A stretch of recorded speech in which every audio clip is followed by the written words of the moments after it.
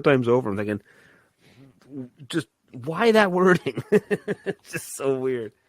Why not use blitzkrieg? Why not use that term? Everybody knows that German one. Term. It's German. So funny.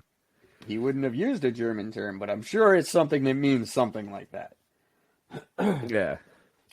But the Holocaust was a little after his Napoleon's time. So. Yeah, a little bit. By about 130 years. 2000, that's right, about 2030. About 2000. I think my brain's starting to shut off. I think you're right. Oh, we've been going a good long time anyway. It's already 9 o'clock. Jesus. Well, so that's midnight for you. Yes, sir.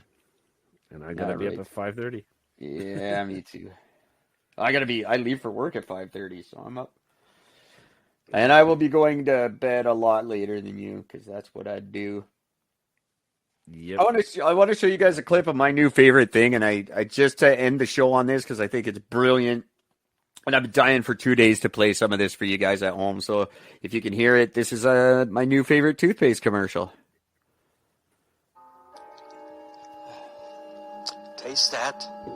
That's the inside of an unwashed human mouth. Yuck. Hi, I'm Roger Horton, and if you're like me, sometimes your mouth tastes almost turd-like. I'd like you to combat the naturally offensive taste of your own body with a delicious goo that you're not, for some reason, allowed to eat. It's easy. Simply rub this mix of sand, detergent, and flavoring agents on your teeth twice a day, every day for the rest of your life. And despite the fact there are no definitive studies to support the practice, dentists agree that you should feel guilty if you don't. Okay, but if you miss like one day, I'm sure it's not like a big... And could you just shut up for 2 minutes? Hum happy birthday to yourself a couple of times. That helps you time it out. To yourself, you maniac. We can't afford that shit. Now, sure, the main purpose of this goo is to get rid of all that awful mouth taste. Ugh, me. But it also acts as a fluoride delivery system, even though we already deliver fluoride to you in your drinking water. We've also added sodium lauryl sulfate, an ingredient which does nothing at all but create foaming bubbles research tells us you associate with that clean feeling. Not to be confused with actually being clean. Of course, the only ingredient that toothpaste actually uses to scour the gunk off your mouth bones is the abrasive hydrated silica. You may recognize it from those little packets labeled "Do Not Eat." Now, I could say stuff like 9 out of 10 experts recommend our particular flavor of mouth goo, but that'd be a lie.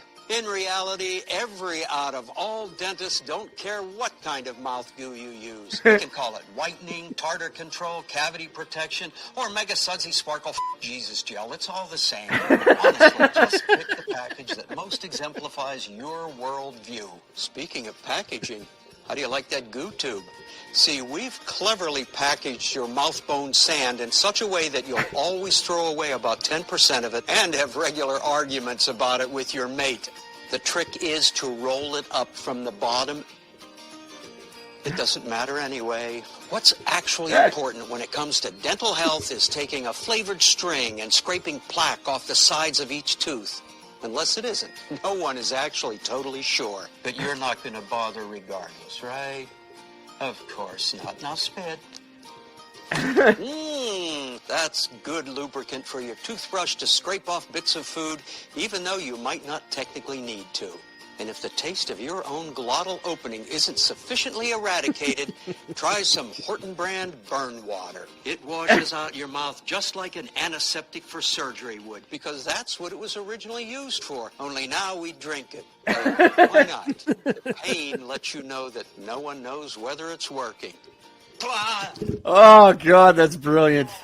That's so good. I love them. That's the actually put out by the guys who made Cracked magazine. Really? The alternative. It sounded to like Mad. Dennis Miller. No, it's a weird old guy. I thought it was Dennis Miller at first. Absolutely just amazing. And there's one for every topic you could think of. I will play them for the rest of the year. I'll play a different one every night just to show you guys. So good. The one about milk, it will blow your mind. You could call it sparkly fucking Jesus juice or Jesus gel. It doesn't matter. There's another one about coffee that's brilliant. Credit cards, cell phones. He's done every topic. And everything he says in them is 100% true. That's so good. I love them. I want to try to get these guys on the show. Something to do with them on our show because they're funny and they know the truth. And if there's one thing Gordon and I like, it's funny and truth. That's right. Anyway. Speaking of truth, by the way, I actually had a moment at a person on this Chef Knife fan page that I'm on, and a person had, shut up. And a person had just posted a picture of these knives. It was like a full sort of kind of like that barbecue set thing that I had before. And he's like, does anybody know anything about this? I don't recognize the name. And the one thing it says it has the Soligen stamp on. And all these people are saying that, it's garbage, blah, blah. And I just sort of, and I'm like, look, as far as the industry runs, Soligen steel is still one of the top steels. And I sort of went on my sort of explanation. And a lot of people sort of liked it and sort of commented saying, oh, no, I appreciate that. I didn't know that. And then all of a sudden these two guys come up and they both said very respectably and very nicely, actually, one guy was like, I live in Belgium.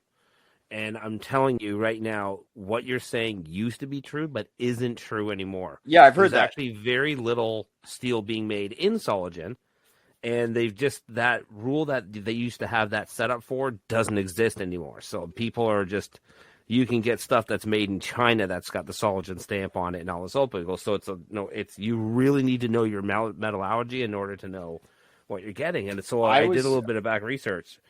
And I was put in my place by someone at Summit Tools who was very offended because I took what little knowledge I've learned from you and tried to use it. The guy was like, no.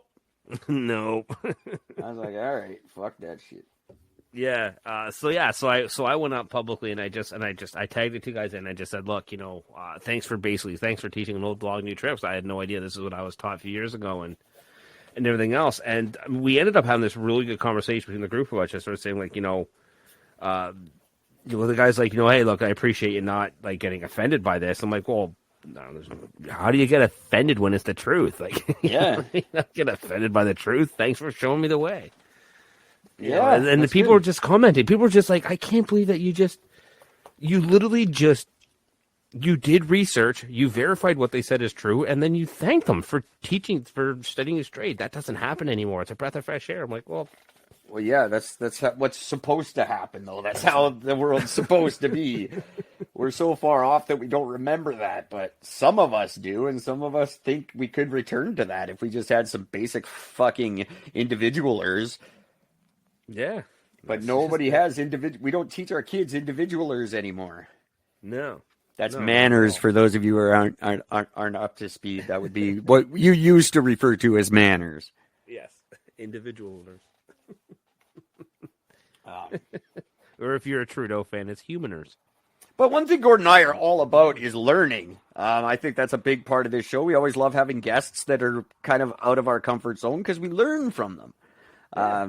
And that's what we're all about. And yeah, you would be thankful. Like, no one wants to walk around passing off false information like Trump. But the weird thing is I actually have friends that actually willingly do that. Oh, yeah, everyone I don't care if this is false or not, but I mean, most people don't admit to it. Like, I actually have friends that admit to it. Oh, I don't care. You don't listen to what I'm saying. I have no idea what I'm talking about. Well, then why would you, then why do it? That's just who people are nowadays.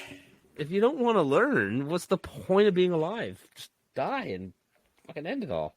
It's like people say, though, the truth just gets in the way of Facebook. Yeah.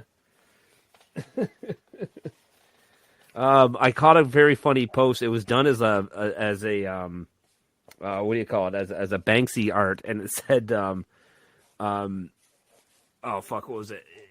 If enough people believe in a lie, and it says that makes it that makes it true, and the true is crossed out, and underneath it says that makes it newsworthy. Yeah, exactly. That's or journalism. That's what it is. That makes it journalism. I'm like, that's funny. If enough people believe in a lie, that makes it Trudeau's statements all week. That's great. That's good stuff. All right, kids, I'm going to let this poor old man go to sleep. And I will talk to you tomorrow. We'll have a really good Wednesday blowout show for you.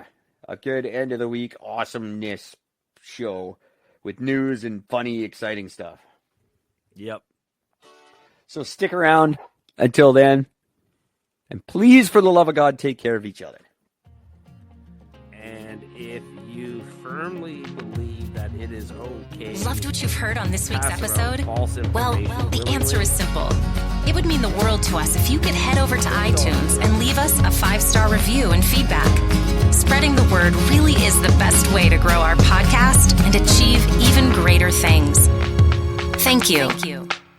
Please be advised that this podcast is meant for educational and informational purposes only and is in no way a replacement for legal or medical advice. The opinions contained within are solely those of the interviewers and interviewees and should be received as so. Those seeking help or advice are encouraged to obtain professional legal and medical services.